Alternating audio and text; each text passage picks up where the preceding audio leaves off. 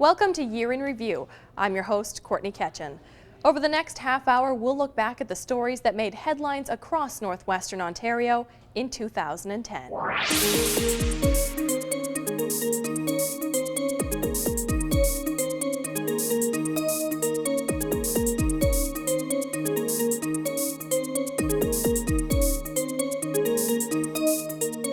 The year started with members of the Martin Falls First Nation setting up a blockade at the entrance to the Ring of Fire mining development. Protests were held to draw attention to their concerns.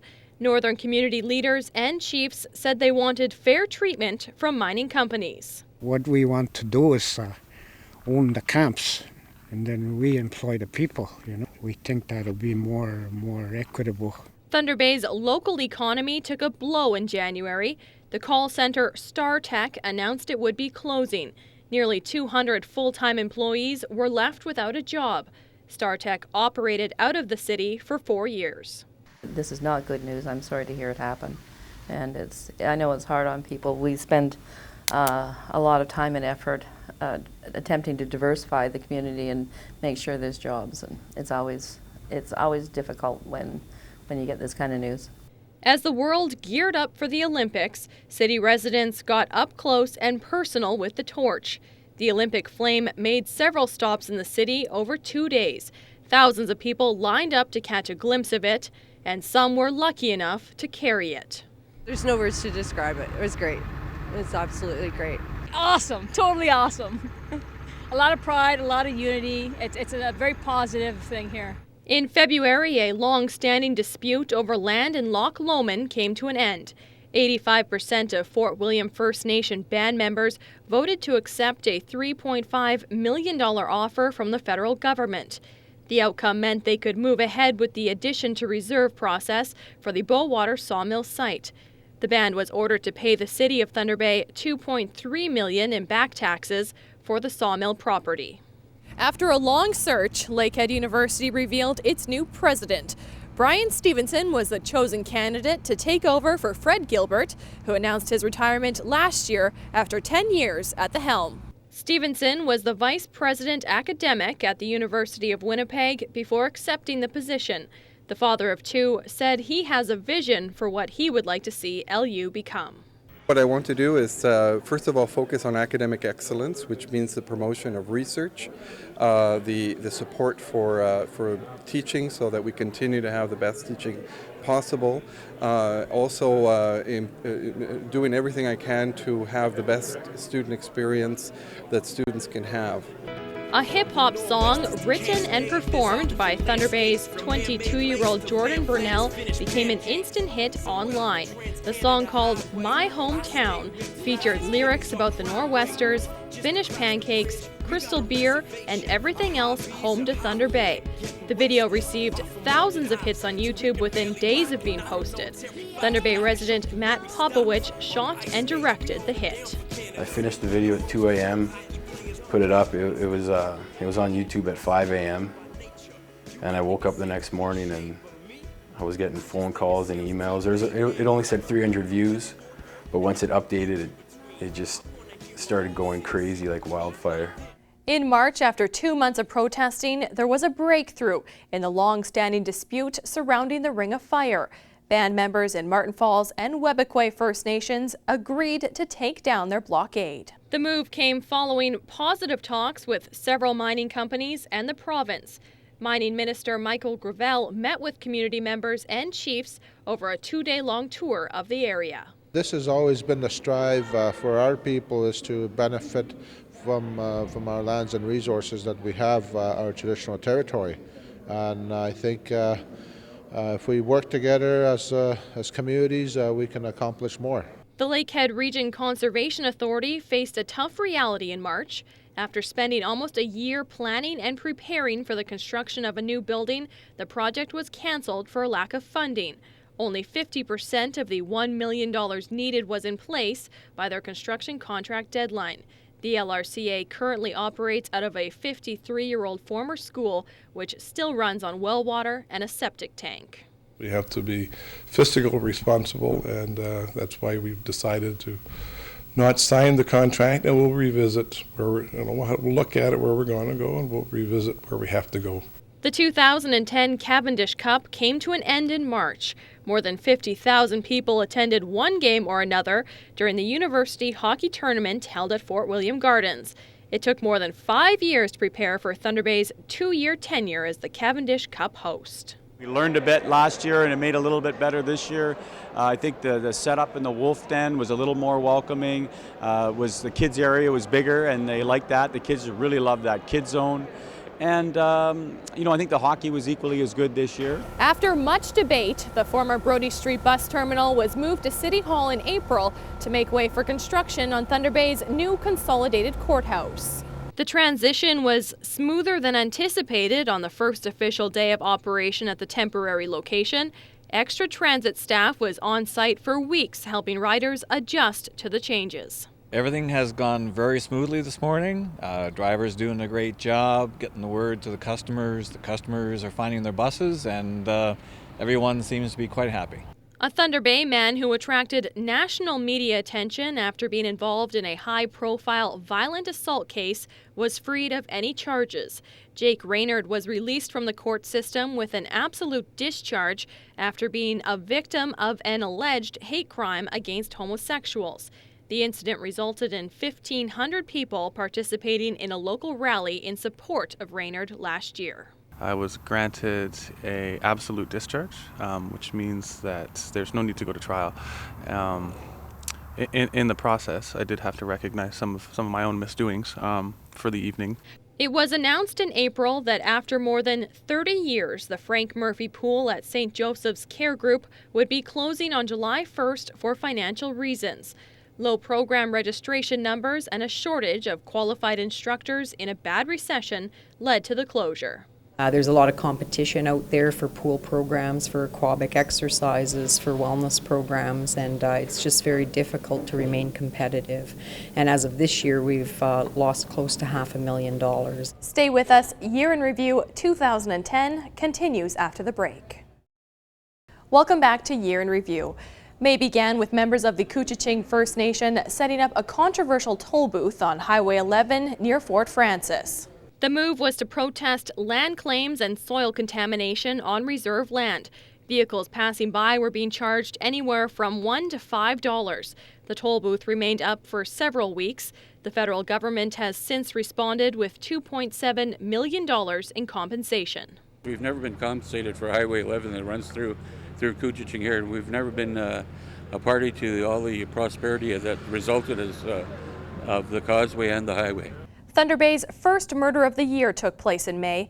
39-year-old Randy Lawrence Cromartie was found dead at the In-Towner Hotel. Police charged 28-year-old Thea Deborah Gliddy with second-degree murder in connection with the killing. The victim was found severely beaten. Police say the two knew each other. Thunder Bay's only fallen police officer, Constable John S. Kushner, will forever be remembered in the city. The former Current River Bridge was renamed after the constable at a dedication ceremony in May. Kushner was shot and killed outside of the Landmark Hotel in 1978. John was a local hero. John gave his life for this community, and so we should be reminded every day of that. And I think as you drive across the bridge, it will not only remind you of John's sacrifice, but of the sacrifice that police officers make on a daily basis in our community. It was a parent's worst nightmare come true. A 4-year-old girl was killed while on a field trip to Fort William Historical Park in early June. Willow Scott Hannum was one of 6 children run over by draft horses pulling a wagon while visiting the park with her classmates. She was the only one seriously hurt and soon died from chest injuries. It was the first time anything like that had happened at the park since it opened 37 years ago. She was the most wonderful little child. She was so happy all the time, cheery, very smart. Thunder Bay's Bombardier plant received another major contract for 182 light rail transit vehicles. The province announced $770 million to build the vehicles for Metrolinx in the Toronto area, which is in addition to the $1.2 billion light rail contract announced last year. The main focus point for this entire project will be here in Thunder Bay. Activities such as project management, production engineering, supply management, final assembly, to name a few, will all be done here locally. It was announced in June that a controversial third methadone clinic will open in the city on West Frederica Street. The new Ontario Addiction Treatment Centre had many members of the Westfort Village Association worried about how it might affect business. Members were upset they weren't consulted beforehand and expressed frustration with local politicians. They tried to fight it, but it was too late. The clinic opened in late summer. We got businesses in this area that have been located here for 100 years, and you know, a lot of customers from all walks of life, and we feel that it's a negative, and it needs to be put in a proper place. A hometown hero made his city even more proud when he brought home the precious Stanley Cup in July to show off to thousands of eager fans. Chicago Blackhawks star and Thunder Bay native Patrick Sharp brought the prized cup to Fort William Gardens. Thousands of hockey fans were lining up to meet Sharp and, of course, put their hands on the Holy Grail. I think it means a lot. Hopefully it means a lot to the people that showed up to get their picture taken. I think the last time I was in the Fort William Gardens, besides watching LU play a few times, I was on this ice with the Thunder Bay Flyers. So it means a lot to be back here in the rink, in the same dressing room, and to share it with the people of Thunder Bay that have supported me so much over the years. An archaeological discovery just outside Thunder Bay was being called one of the most significant ever found in Ontario.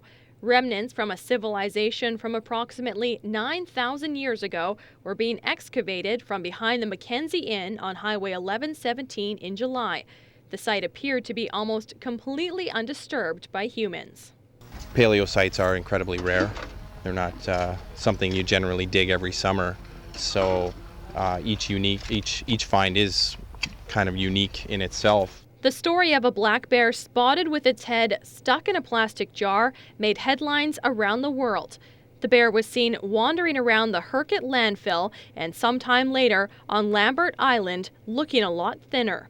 Ministry of Natural Resource officials soon found the jar, but the bear's whereabouts will remain a mystery. We can't really say for sure what happened to the bear. We'd like to think that he pulled it off his head on his own. I guess the alternative would have been that if he tried to swim with this on his head and it filled up with water, he could have drowned, and he may be at the bottom of Lake Superior, or he could be in a blueberry patch right now, and we'll go with the happy ending. More than 150 Northern Ontario School of Medicine workers traded in their desks for the picket lines this August. All administrative, technical, and clerical staff at both campuses here in Thunder Bay and Sudbury went on strike. It came after months of failed negotiations with school officials. The strike started just weeks before classes were set to resume. The picket lines went on to cause major delays and annoyance for students entering into the university. When they're ready to give us something that, seems to be fair and equitable and that we can talk about, we're willing and able to go back to negotiations. And as soon as negotiations, we can reach an agreement, we absolutely will go back to work. Thunder Bay was home to the 2010 World Junior Baseball Championships this summer. The 10-day-long event attracted close to 50,000 people to Port Arthur Stadium. Attendance numbers exceeded the event organizers' expectations. All they had to do was come out to one game early in the tournament, and I think they were hooked after that. And they came out in great numbers. Canada's performance has certainly helped with bringing out the crowds, and people love being around this environment. August marked the 10th anniversary of the arrival of the Olg Casino in Thunder Bay. The decision to bring a gambling facility to the city was marked with a lot of controversy and debate, but it was ultimately the voters who gave it the green light. And a decade later, the casino continues to be a hub of activity and has helped transform the North Core into a thriving entertainment district. Stay with us. Year in Review 2010 continues after the break. Welcome back to Year in Review 2010. Disputes continued over the province's controversial Far North Act into September, with a lot of disagreement between the McGuinty government, opposition parties, and leaders with the Anishinaabe Nation over Bill 191. Nan chiefs and the Conservatives fought hard against the bill designed to protect large tracts of land from development in the remote north, saying the bill would undermine economic opportunities in the north and would freeze development. But the Liberal bill passed when put to a vote in the House of Commons. If Dalton McGuinty's Far North Act had been passed years ago, we never would have known potentially about the Ring of Fire. We never may have seen the Victor mine move ahead in Attawapiskat, right? I mean, Dalton McGuinty basically wants to turn the entire Far North into a park and kiss all those opportunities goodbye. After 10 years at the helm, Confederation College President Pat Lang announced her retirement in September.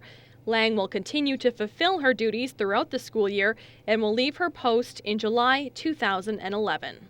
Everything that we've done here at the college, it's been a result of this incredible team of people with all these creative and innovative ideas, and I just happen to be the leader at the time who gets to shepherd the processes.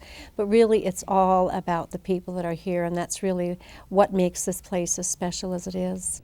3 murders plagued the month of September.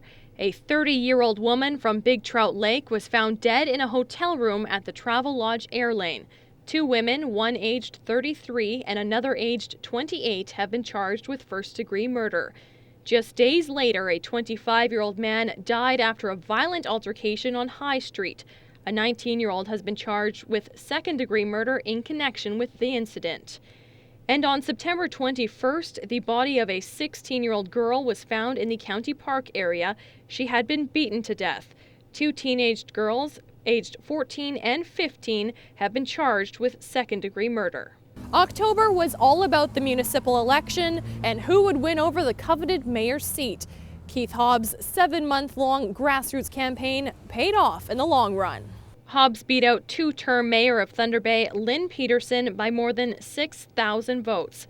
The former police officer and political newcomers campaign was about targeting crime rates in the city and lowering taxes. He admitted the next 4 years will be a learning curve for him, but he feels he can provide the change voters were looking for. We had a couple issues like the wind farm that's not over yet, the waterfront, those were divisive issues.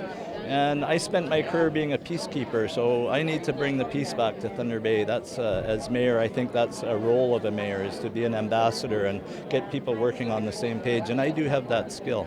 The proposed Big Thunder Wind Park was a bone of contention for residents, City Council, and Horizon Wind project officials throughout the year. The heated debates and public information sessions lasted for months while Council tried to negotiate suitable locations for the 18 proposed wind turbines on the Nor'Western Mountain Range. But it all came to a sudden halt in October when Horizon Wind launched a $126 million lawsuit against the city for breaching their agreement. The move came after city councilors voted to approve only 14 of the 18 locations. The case left many residents concerned. I'm not a lawyer, but I'm not sure how the city breached the contract, because I thought that they were willing to give them a lease for 14 towers or 14 turbines now, and Horizon only had us an OPA contract for the energy for 11. So I don't understand whether it's a breach or not, and I think that there's been people all over the city contacting their councillors. In October, a massive fire consumed a pair of derelict buildings on Simpson Street. The blaze broke out at the former West Hotel early in the morning and quickly spread to the former Army, Navy, Air Force Legion. The 2 buildings were completely destroyed in the fire. Both were recently acquired by the city and were slated for demolition the following week. The West Hotel was built in 1907 and the ANAF Hall was built in the early 40s. The decision was made to fight this fire defensively. It's been an abandoned building for quite some time, and the structural integrity of the building was suspect anyways, and we don't always know what's in there. We didn't expect anybody to be in there, but if they were, it wouldn't have been advisable to go after them anyways. It was quite well involved with fire. In November, a simple trip to the small off-leash dog park turned into a nightmare for a Thunder Bay teenager. Raven Perrier's 1-year-old Chihuahua named Gus was killed by a large dog believed to be a pit bull cross named Jimmy at the park on November 10th. The case has since gone to the courts and could result in Jimmy being euthanized depending on the outcome. The owners of the large dog broke the rules of the park by bringing their large breed into the small side of the park. Facebook support groups and a number of rallies were held to save the dog from being put down. The case will be back in court in the new year. There is no scientific definition, as far as I'm aware, of what a pit bull is. You're actually, if you go to the Act, it actually tells you to go and talk to a breeder with the Canadian Kennel Club, and they'll tell you whether it's a pit bull or not. Frankly, it's absurd, but it's the hand that's been dealt, and we have to play it. Residents of the troubled Iabamatung First Nation received a sense of hope in November, just weeks after the chief declared a state of emergency. Wives of the Governor-General and the Lieutenant Governor of Ontario, Sharon Johnston and Ruth Ann Onley, met with community members and pledged to restore things back to normal. A string of homicides, arsons, and heavy prescription drug use led to the chief's call for help in late October. The federal and provincial governments have since responded with financial aid. We need help in terms of health and social services, which would be mental health counseling, debriefers, and so on. And also, we need help in terms of getting monies to get training our people, our frontline workers. After 79 long days on the picket lines, employees at the Northern Ontario School of Medicine went back to work. In November, med school officials and OPSU leaders wrapped up bargaining talks and came to a new contract agreement. A previous deal was reached in October, but was overwhelmingly rejected by the OPSU members. I think that both sides realize that, perfection isn't there, but we can work together and try and address the issues in a way that both sides can live with for the life of the agreement. So there were no leaps and bounds, but there are definitely steps towards the middle, which is what negotiations is about. In December, Toronto's new mayor, Rob Ford, made an announcement that could have a major impact on Thunder Bay's economy and cost hundreds of Bombardier plant workers their jobs. Ford announced he wants to scrap the city's multi-billion-dollar streetcar project. Local and provincial politicians voiced concerns over the announcement and said they hope Toronto's City Council will vote against the cut. The issue launched debate at Queen's Park as well. I think it's important to point out that Mayor Ford is representing the point of view of obviously himself. This is a matter that will need to be dealt with by the Toronto City Council themselves. It's a 44-member council. A 150-year-old land claim came to an end in December between the Canadian government and the Fort William First Nation. The claim involved 6,400 acres of reserve land that was surrendered to the government in 1859. The claim was made a decade ago. Band members voted to accept the $22 million deal offered by the government. We're going to create a trust. All the money that we get, there'll be a cash distribution to our members, and then the rest will be identified into economic development, housing, and future generation fund. Kakabeka Falls business owners and residents voiced their frustrations about a possible 4-lane highway bypass of their community. Ministry of Transportation officials held a meeting with residents. Hundreds of people turned out to fight against it, saying it would devastate the area and the local tourism industry. Not just the tourists, but we've got the travelers coming from Sioux Lookout, Atikokan, Dryden. They're coming into Thunder Bay. They all stop in Kakabeka. They stop for a coffee. They stop for gas. They are our lifeline, and if they're cut off, Kakabeka dies. Thank you for joining us here on Year in Review. I'm Courtney Ketchen.